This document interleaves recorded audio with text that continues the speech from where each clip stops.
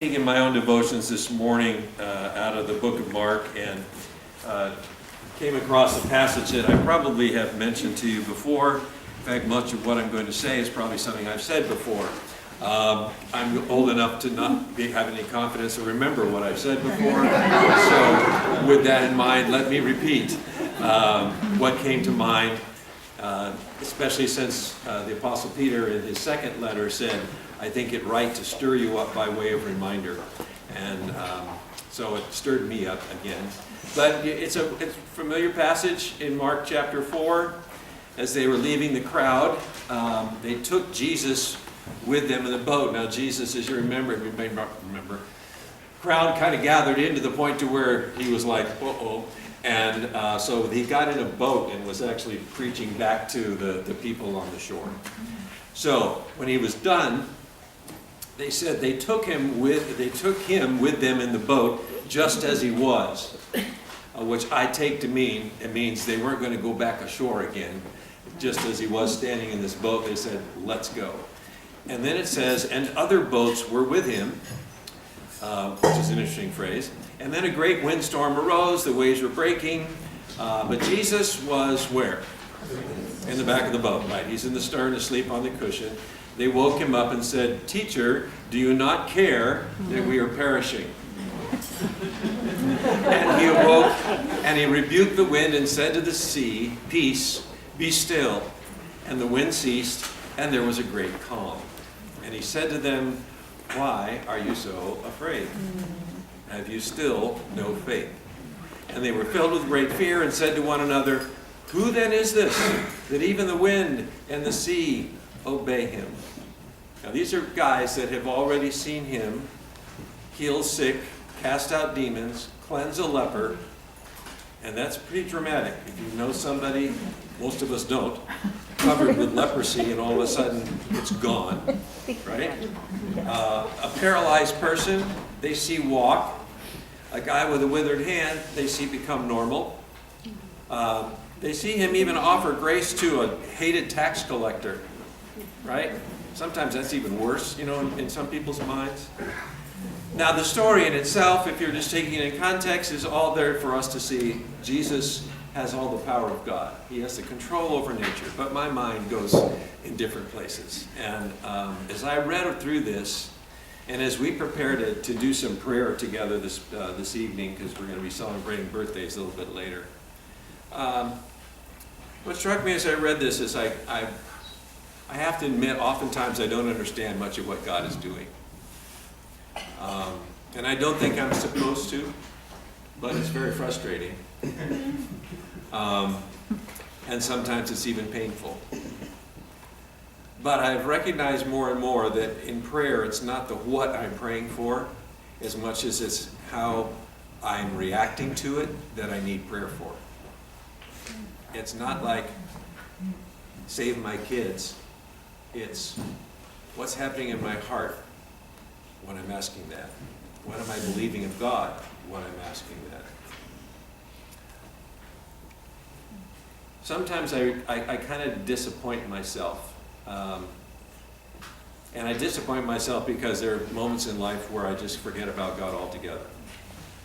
And I don't know if you can relate to this, but I'm like the people that were in those other boats, if you will. And Mark says there are other boats with him. But see, they didn't have Jesus with them, so when that storm hit, they're like, holy smokes, what are we going to do, right? They're just going for their life. Now, I don't know, maybe somebody's thinking about Jesus over there, but we don't know that. But there are moments in my life where I'm in the other boat. I'm not there with Jesus in my head, in my heart. All I feel is panic and hopelessness and despair at times. And then there are times when I disappoint myself when I know I am with Christ, just like those guys in the boat, with Christ, sleeping. And with them, and in my situation, I say, don't you care? Where are you? Right? We get that sometimes. And many, many times, I think every time really, I'm humbled when I hear Jesus in his own inimitable fashion say, have you still no faith? And he's not saying, can't you see what I'm doing or what I'm going to do? Because the answer to that is obviously no, I can't see what you're doing. But what he's saying is, can't you see who I am? Can't you see that I love you? Can't you see that I'm everything you need? And that humbles me. Now, obviously, the disciples didn't grasp the whole plan of salvation that Jesus was offering. They were clueless, really, in many times. We do, and yet we still act like them. We still end up either at times being the people in the other boat who are just like bailing, or people that are in the boat with Jesus accusing him of not caring. And as I sat and I thought about that, it just again brought me to the gospel and to being even more humbled by the fact that even in my worst moments, Jesus says to me, I'm not giving up on you, even though you question me. I'm not giving up on you, even though you didn't even think of me. I'm not giving up on you, even though you're asking why. And I'm saying, I'm not going to tell you, I'm not going to tell you, I'm not going to tell you. Because what I'm more concerned about is what's going on in your heart than me telling you what's going to happen. And he says, I don't love you because of any merit of yours or any great understanding that you have or any wisdom. I choose to love you because I love you. That's it. Accept it. I will empower you. I will use you. I will give you understanding as I need to give it to you when I need to give it to you. And otherwise it's saying to Job, so when were you when I hung the moon and the stars and all that kind of stuff, right?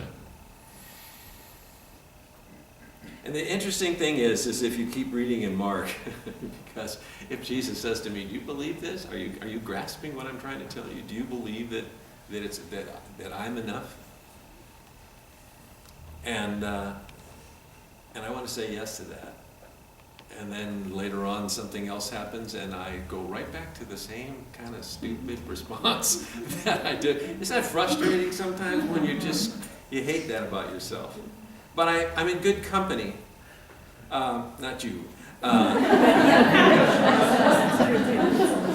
Because after this moment, he sends them out 2 by 2. Now get this, it's like Jesus says, okay, now you guys go out, and I'm going to give you power to cast out demons and to heal people. And they do, and it works, right? I mean, wow, that's incredible. And then they come back, and then they watch him feed 5,000 people. And then they get in another boat, and the same thing happens. And they're going, we're going to die. And this time, Jesus isn't with them. They're all the guys in the other boat, right? Until he comes walking on the water. And it says they were astonished.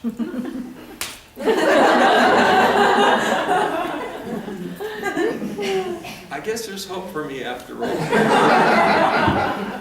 But what I want to say to you is there's hope for you too. I mean, that's the gospel, folks. That is such a great gospel. It's such good news. Because we're going to just mess up over and over. We're going to accuse God of not caring and sleeping and ask why and never get an answer and get all those things. And yet it doesn't stop Christ from loving you and saying, you're mine. I saved you because I wanted to. Deal with it. You know? I love that about the Lord. And so I had to ask myself this morning, do you think there's hope for me? Yeah, I do. Do you think there's hope for you? Yeah, you better believe it, because it's right there. Do you think there's enough forgiveness for you? Yeah, there is.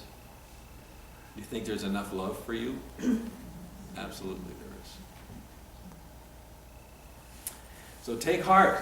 That's what Jesus said to them. After all of that, take heart. Don't be afraid. It's I. It's me. That's all you need. Well, there's my devotions for today. If I've said that to you before, I apologize. But anyway, there you go. Would you